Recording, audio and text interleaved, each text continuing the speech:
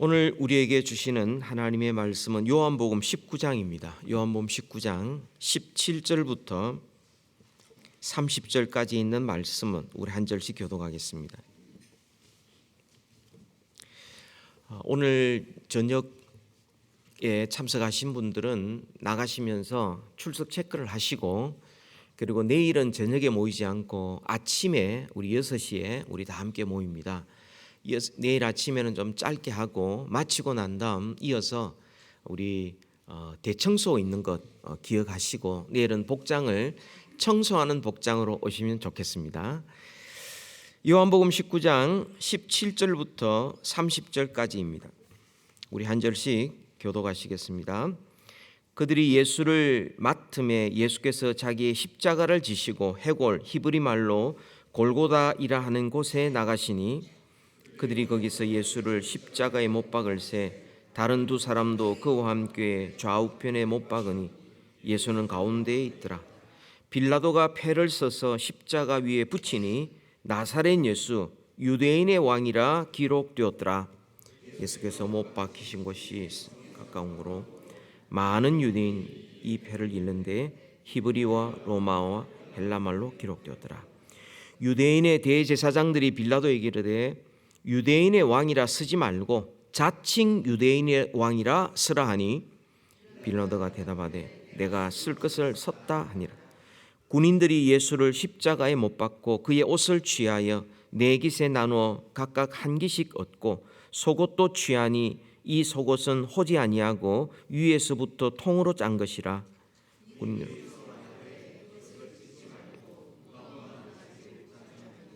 이는 성경에 그들이 내 옷을 나누고 내 옷을 제비 뽑나이다 한 것을 응하게 하려 함이라.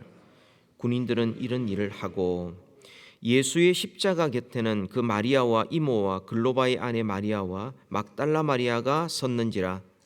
예수께서 자기 어머니와 사랑하시는 제자가 곁에 서 있는 것을 보시고 자기 어머니에게 말씀하시되 여자여 보소서 아들이다 하시고 또 그 제자에게 이르시되 보라 내 어머니라 하신대 그때부터 그 제자가 자기 집에 모시니라.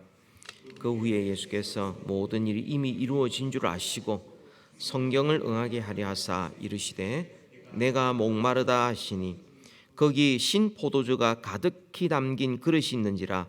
사람들이 신 포도주를 적신 해면을 우슬초에 메어 예수의 입에 대니 예수께서 신 포도주를 받으신 후에 이르시되 다 이루었다 하시고 머리를 숙이니 영혼이 떠나가시니라. 아멘. 여러분, 예수를 믿으면 아주 중요하고 근본적인 급격한 누가 봐도 뚜렷한 그런 변화가 일어납니다. 이것은 예외가 없습니다. 예수를 믿으면 반드시 이런 변화가 일어납니다. 예수를 믿기 전에는 사람들은 자기 자신이 자기의 인생의 주인 줄 압니다. 또 자기 자신이 가정의 주인이요, 비즈니스의 주인이요, 자기 자신이 모든 것을 판단하는 그런 주인과 왕노릇하고 있습니다. 그런데 예수를 만나고 나면, 예수를 믿고 나면 하나님을 알게 됩니다. 그리고 자기 자신을 알게 됩니다. 하나님이 얼마나 크신 분이요, 자기 자신이 얼마나 작은 사람인지, 작은 존재인지 알 뿐만 아니라 예수님은 창조주시요, 구원자시요, 심판주시요, 주인이요, 왕이라는 사실을 알게 됩니다. 그때부터 변화되기 시작합니다. 그리고는 예수님을 주인으로 모시고 자기 자신은 순종하고 그리고 예수님의 말씀을 따르고 예수님의 통치를 받기 시작합니다. 주인이 바뀌게 되는 것, 이것을 가리켜서 그리스도인이 된다라는 의미인 것입니다. 그러니까 그리스도인이 된다는 것은 더 이상 내가 주인이 아니요 예수님이 주인이시다, 이런 뜻입니다. 주인이 여전히 나이면서 예수님을 따를 수는 없습니다. 내가 주인이면서 그리스도인이 될 수가 없습니다. 반드시 그 주인이 바뀌게 되고 그리고 예수님께 순종하게 되고 말씀에 복종하게 되고 예수님의 통치를 받게 되어 있습니다. 성경을 보면 특별히 복음서 그중에서 요한복음을 보면 예수님이 누구시냐 소개할 때 예수님은 왕이시다라고 말씀합니다. 우리는 그 왕의 통치를 받는 사람들이다 이렇게 소개를 합니다. 요한복음 1장 11절에 보면 자기 땅에 오매 자기 백성이 영접하지 아니하였으나 예수님께서 자기 땅에 오셨습니다. 자기 백성들에게 오셨습니다. 근데 문제는 그 땅의 백성들이 예수님을 왕으로 모시지 않았습니다. 거절했습니다. 그리고는 예수님을 십자가에 못 박은 것입니다. 오늘 우리가 좀 더 집중해서 살펴볼 내용들이 요한복음 18장과 19장에 이어지는 내용인데 그 중에서도 특별히 빌라도가 예수님께서 십자가에 못 박혔을 때에 그 위에 예수님이 왜 죽었는지를 알려야 되니까 죄의 패를 붙였습니다. 그런데 유대인들이 반발을 했습니다. 그럼에도 불구하고 빌라도는 그것을 끝까지 유지를 했습니다. 그거에 대해서 우리 함께 살펴보려고 합니다. 왜 빌라도는 이 팻말을 붙였을까? 그리고 유대인들은 왜 그렇게 반발했을까? 그리고 그럼에도 불구하고 왜 빌라도는 그것을 그대로 고집스럽게 유지했을까? 뿐만 아니라 나사렛 예수 유대인의 왕이라는 이 팻말에 쓰여진 그 기록들이 우리에게 무엇을 말씀하고 있는가? 또 예수님이 누구신지를 우리에게 무엇이라고 가르치고 있는가? 이런 것들을 우리 오늘 간략하게 한번 생각해 보고자 합니다. 먼저 빌라도는 왜 고집스럽게 이 팻말을 붙이고 있고 조금도 바꾸려고 생각하지도 않고 유대인들은 왜 이렇게 극렬하게 반대를 하고 있는가? 여러분 요한복음 18장 19장을 이렇게 쭉 지나오면서 예수님께서 신문을 받으시는데 이제 잡히셔서 뭐 헤롯에게 갔다가 빌라도에 갔다가 왔다 갔다 하면서 그렇게 신문을 받으시는데 재판 받으시는 거죠. 그런데 빌라도가 예수님을 만나고 난 다음에 제일 처음 물었던 질문이 뭐냐면 너가 왕이냐? 이 질문이었습니다. 너가 왕이냐? 그랬더니 예수님께서 뭐라고 대답하시느냐 하면 요한복음 18장 36절에 보면 예수께서 대답하시되 내 나라는 이 세상에 속한 것이 아니니라.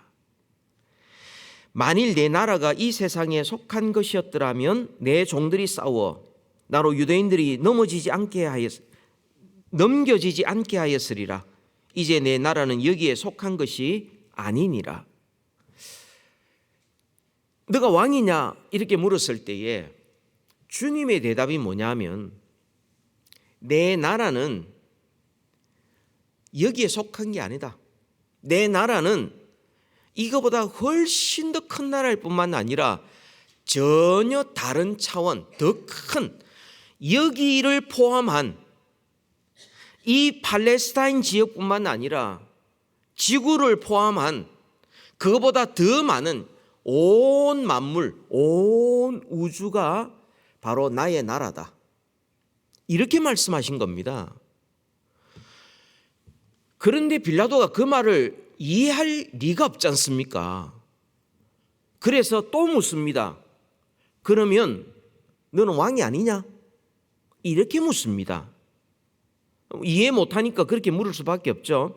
그럴 때 예수님께서 뭐라고 대답하시느냐면 요한복음 18장 31절에 보시면 이렇게 대답합니다. 빌라도가 이르되 그러면 내가 왕이 아니냐? 예수께서 대답하시되 내 말과 같이 내가 왕이니라.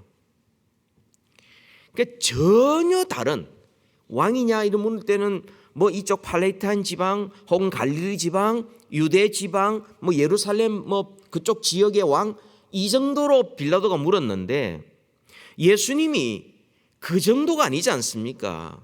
온 세상에 온 우주 만물의 왕이신데 내 나라는 여기에 속한 게 아니다. 여기가 나의 나라에 속해 있다. 이렇게 대답하니까 빌라도가 그럼 너가 왕이 아니냐? 이렇게 물을 때 주님께서 너가 말한 대로 내가 왕이다. 이렇게 말씀하시면서 그 나라의 특징을 분명히 말씀합니다.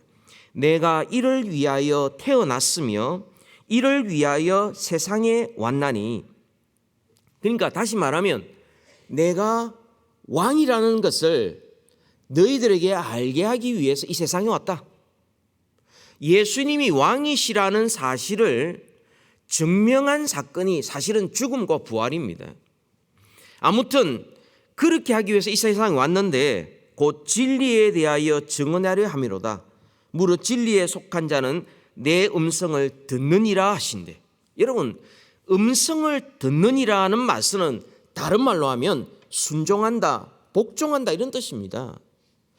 예수님은 온 우주의 왕, 이 지역 조그마한 이 땅 아니고 온 우주 만물의 왕이신데 이 진리를 내가 말하는데 내가 말하면 내 나라의 백성들은 음성을 듣고 순종한다. 이렇게 대답을 한 겁니다. 그런데 아무리 이렇게 설명해도 본디오 빌라도는 이해할 수 없지 않습니까?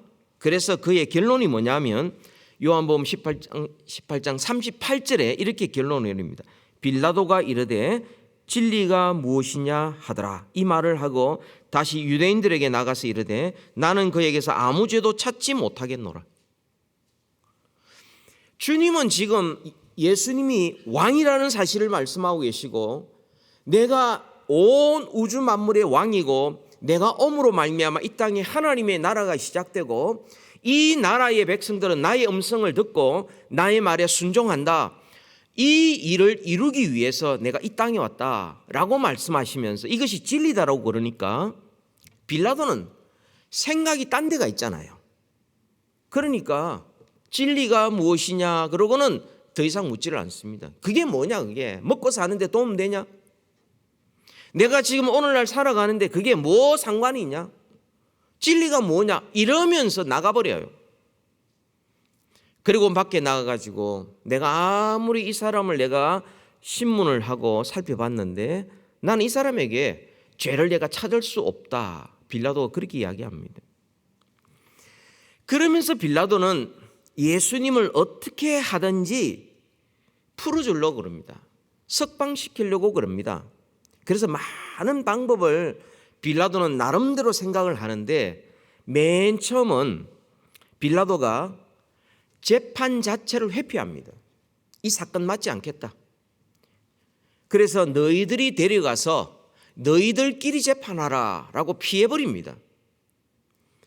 그러니까 이들이 하는 말이 우리에게는 사람을 죽일 수 있는 권리가 없기 때문에 재판을 해줘야 된다.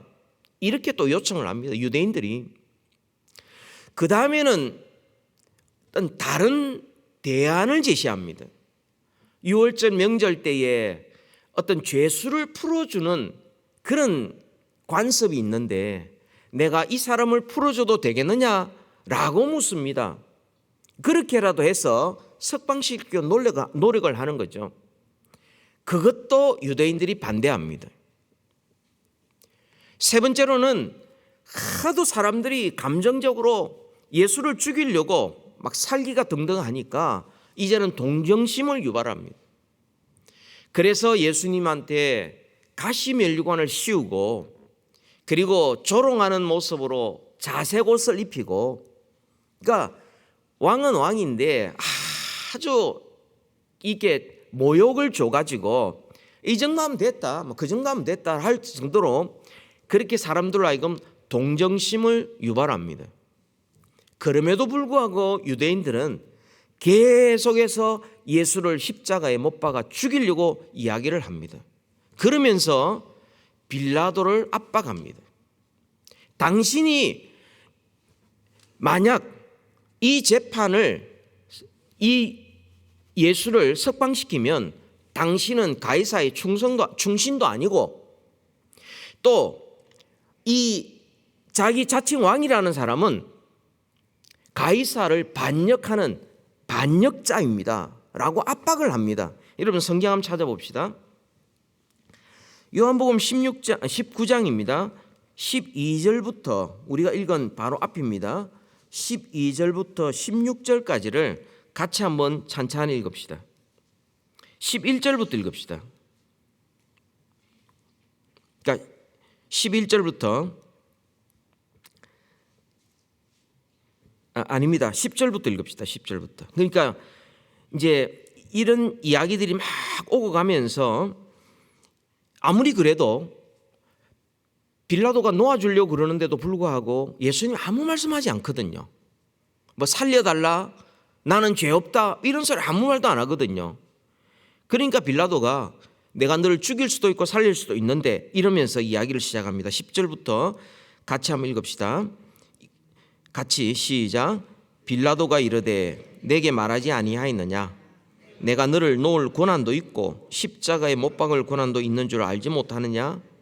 예수께서 대답하시되 위에서 주지 아니하셨더라면 나를 해할 권한이 없었으리니 그러므로 나를 내게 넘겨준 자의 죄는 더 크다 하시니라. 이러므로 빌라도가 예수를 놓으려고 힘썼으나 유대인들이 소리질러 이르되 이 사람을 놓으면 가이사의 충신이 아니니이다. 무릇 자기를 왕이라 하는 자는 가이사를 반역하는 것이니이다. 여기까지만 읽읍시다. 이런 식으로 압박을 합니다. 그러면서 15절, 16절 이것도 같이 한번 읽읍시다. 다 같이 시작. 그들이 소리 지르되 없이 하소서 없이 하소서 그를 십자가에 못 박게 하소서. 빌라도가 이르되 내가 너희 왕을 십자가에 못 박으랴? 제사장들이 대답하되 가이사 외에는 우리에게 왕이 없나이다 하니 이에 예수를 십자가에 못 박도록 그들에게 넘겨주니라. 지금 재판이 어떻게 진행되는지 여러분 대충 아시겠죠? 유대인들의 반발이 너무 거셌습니다. 빌라도가 이래도 안 되고 저래도 안 되고 회유해도 안 되고 동정심 유발해도 안 되고 다른 대안 제시해도 안 됩니다. 계속 밀리고 있습니다. 명색이 로마 제국의 총독 아닙니까? 자기가 정말 죽이고 살릴 수 있는 권한이 자기에 있지 않습니까? 그렇게 해서 예수를 석방시키려고 여러 가지 노력함에도 불구하고 유대인들의 반발이 너무 심한 겁니다. 그러니까 지배자인 이 로마 총독이 피지배자인 유대인들에게 연거푸 패배를 당하고 있으니까 이거는 체면이 말이 아닙니다. 정말 체면이 많이 아니고 치욕스러워서 한번 통쾌하게 한번 복수를 해야 되겠다 생각을 한 겁니다. 그래서 빌라도가 생각해낸 방법이 예수님이 십자가에 달릴 때에 그 위에 나사렛 예수, 유대인의 왕. 그러니까 다시 말하면 그렇게 딱 붙여가지고 너희들이 아무리 내가 하는 일에 반대하고 아무리 소리치도 너희들의 왕은 이 정도밖에 안 된다. 이런 나라의 왕의 백성들이다 라고 모독을 한 방에 준 겁니다. 그러니까 지금까지 밀려오다가 한 방에 복수하는 마음으로 이 빌라도가 그렇게 했던 것이죠. 그러니까 이 모습을 보고 유대인들이 가만히 있었겠습니까? 얼마나 모독이고 얼마나 치욕스럽게 생각했습니까? 그래서 오늘 보면 21절 보세요. 요한복음 19장 21절. 유대인의 대제사장들이 빌라도에게 이르되 유대인의 왕이가 서지 말고 자칭 유대인의 왕이라 쓰라 하니 그렇게라도 해야 자존심이 좀 덜 상할 것 같아요. 그런데 빌라도가 대답하되 내가 쓸 것을 섰다.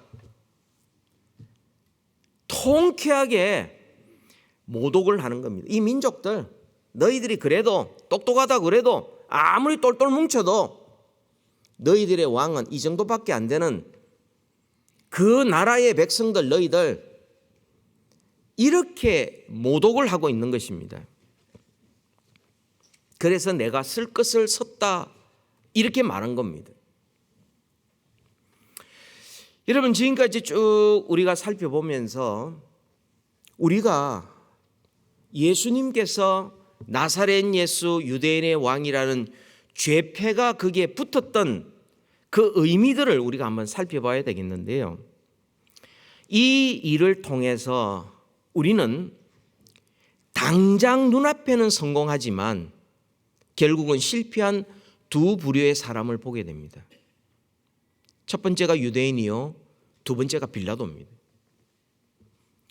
여러분, 유대인들이 예수를 십자가에 못 박는 데는 성공했습니다. 그런데 하나님 나라의 백성 되는 데는 실패했습니다. 누가 왕이냐? 그래서 예수를 십자가에 못 박기 위해서 그들은 우리에게는 가이사 외에는 왕이 없다라고 이야기합니다.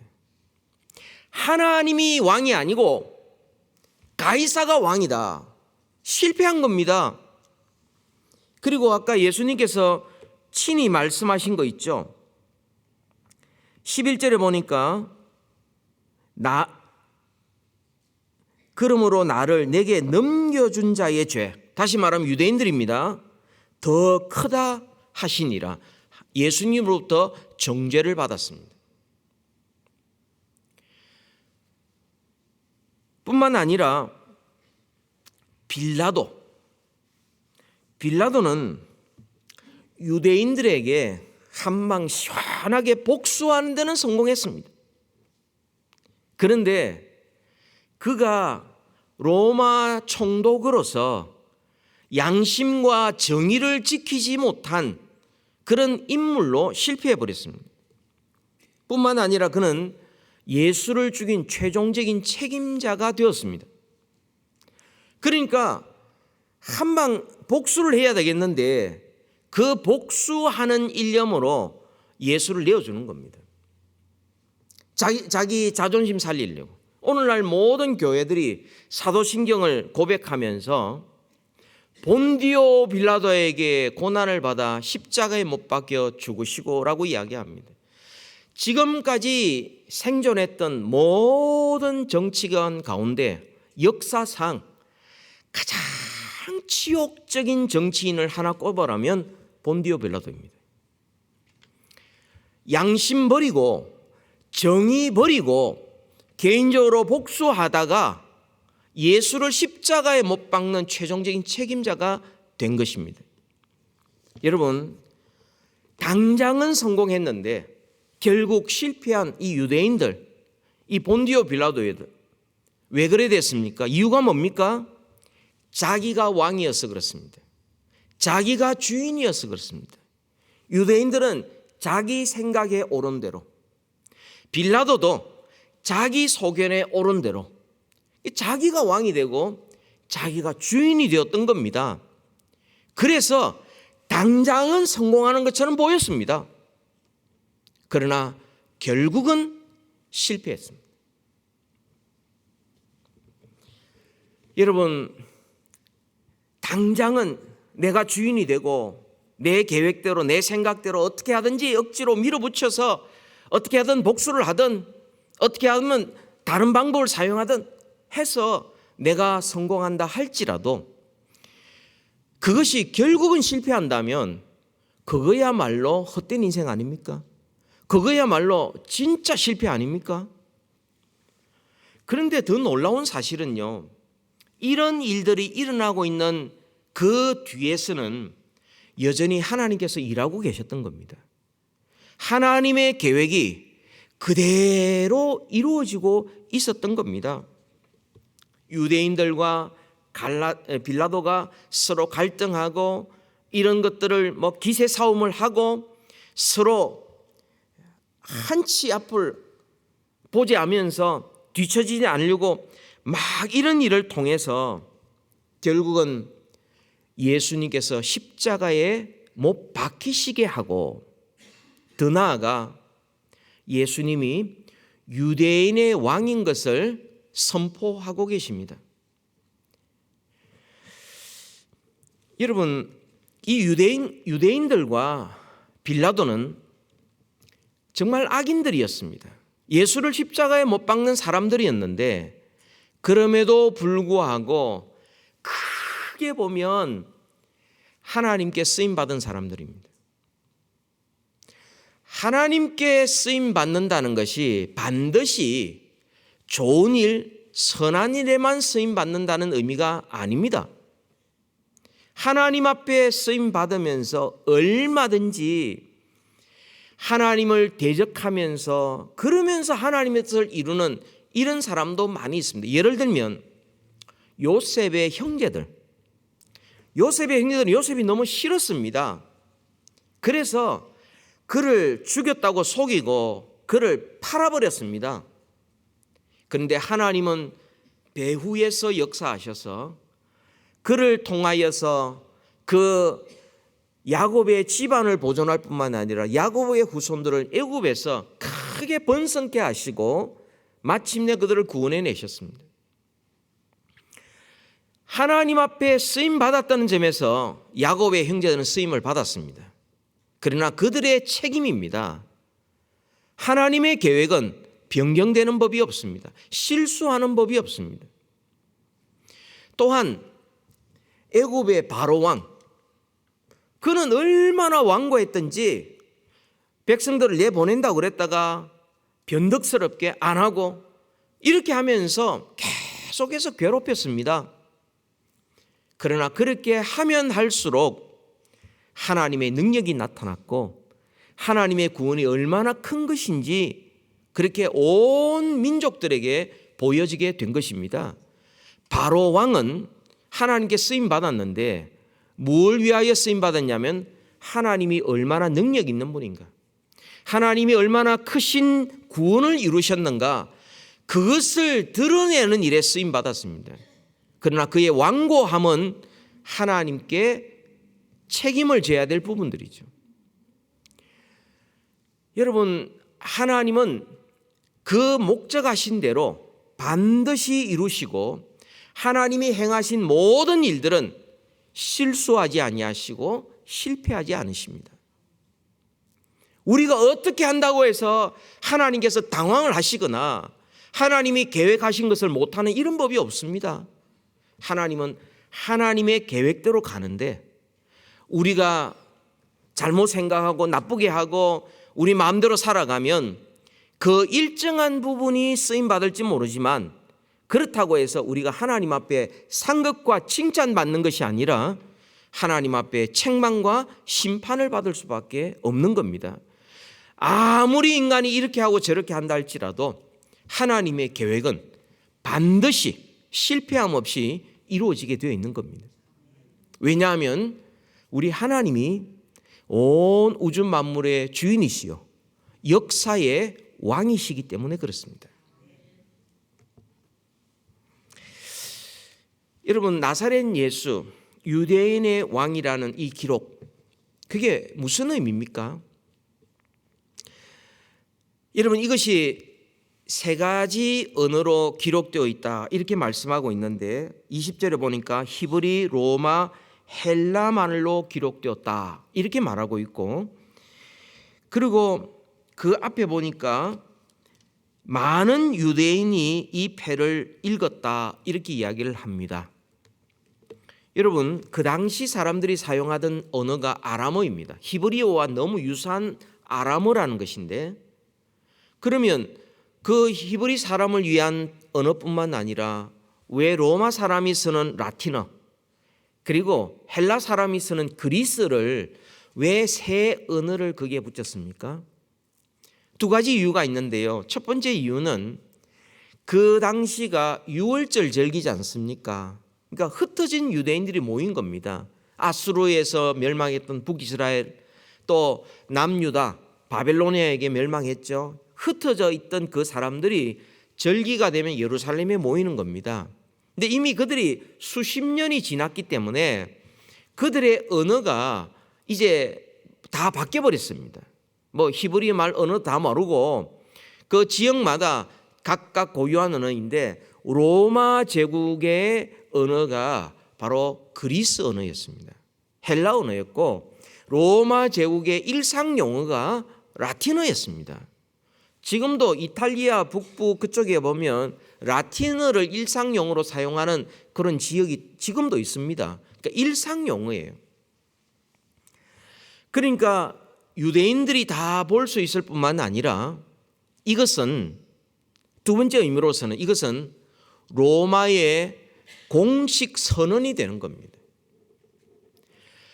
예수님이 누구시냐?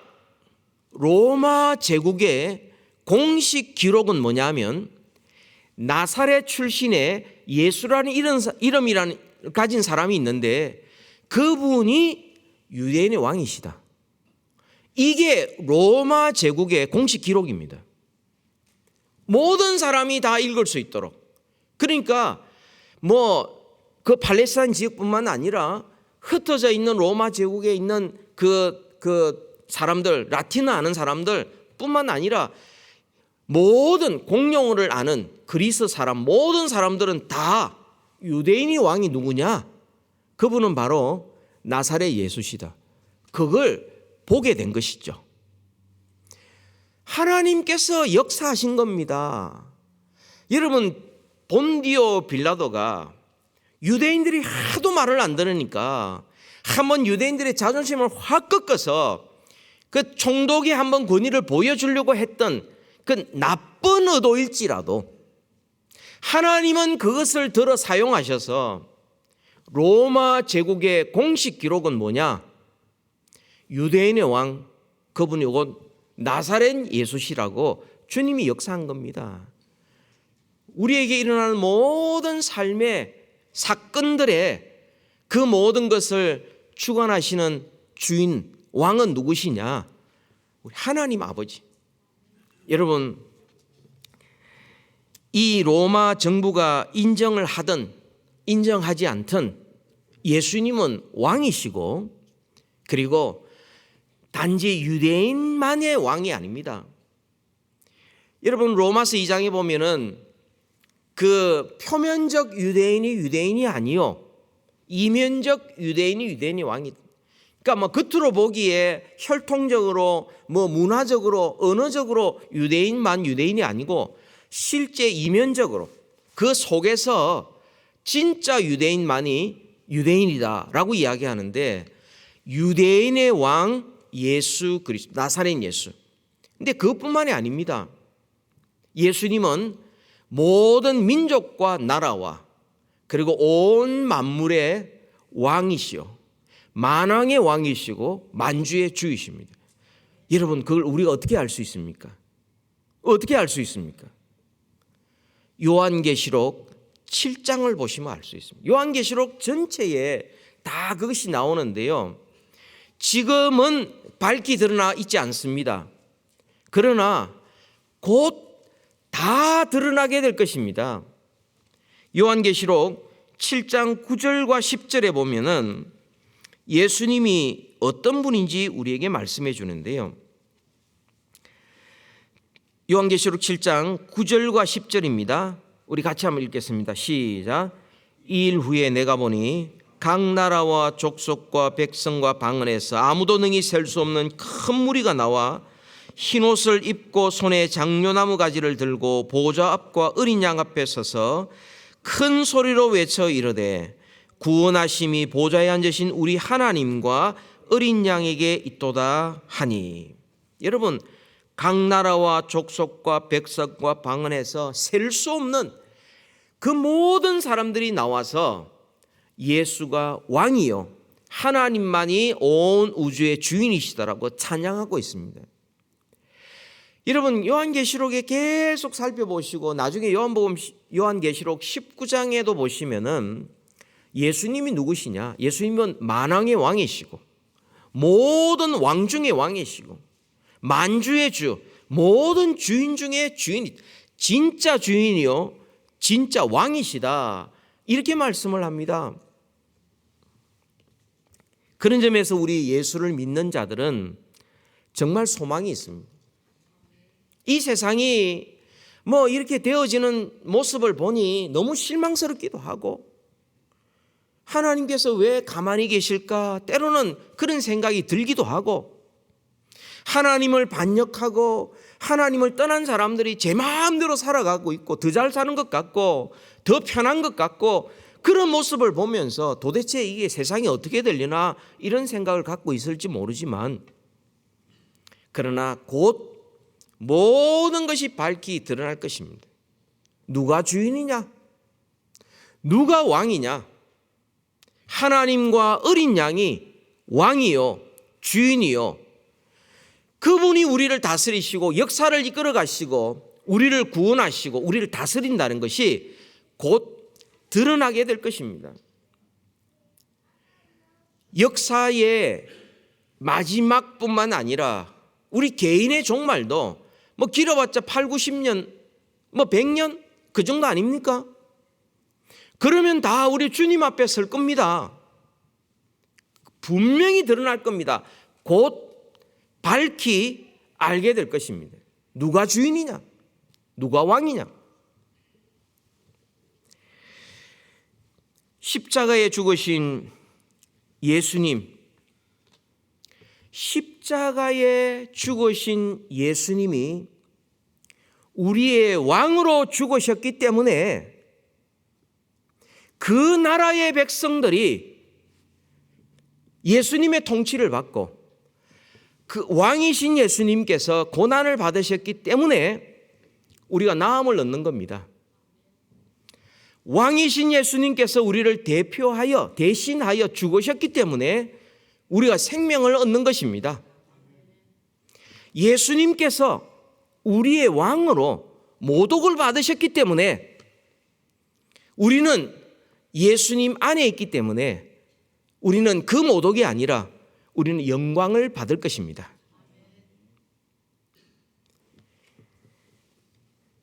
예수님께서 다시 이 땅에 오셔서 믿는 사람이든 믿지 않는 사람이든 모든 사람들이 다 알 수 있도록 누가 왕이냐, 누가 주인이냐 주님께서 밝히 드러내게 될 것이고, 예수님 안에 있는 자들과 예수님 밖에 있는 자들을 분명히 구별할 것입니다.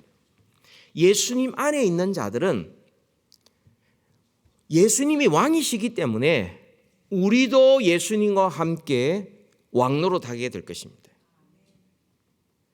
여러분, 이 말씀이 디모데후서 2장 11절 12절에 나옵니다.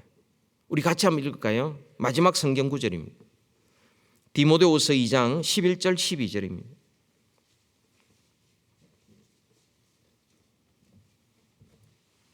같이 한번 읽읍시다. 디모데후서 2장 11절 12절.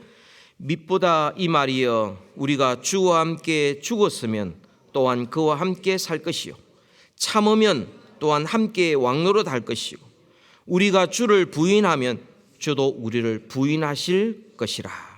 아멘. 여러분, 예수 믿는 사람들, 십자가의 예수를 믿는 사람들 어떻게 살아야 합니까? 눈앞에 당장의 성공을 위하여 자기 중심적으로 살지 않고 하나님 앞에 영원토록 인정받고 그렇게 살기 위해서 예수님과 함께 살고 예수님을 주인으로 모시고 산다면 우리는 주님과 함께 세세 무궁토록 왕노릇 할 것입니다. 우리가 이 땅에 사는 동안 왕을 위하여 우리가 때로는 고난을 받을 수도 있습니다. 근데 그거 부끄러워하지 말고, 때로는 왕을 위하여 봉사하고 희생할 수 있습니다. 그거 피하지 말고 주님과 함께 참으면 함께 왕노릇 할 것이라 말씀합니다. 누가 주인인가?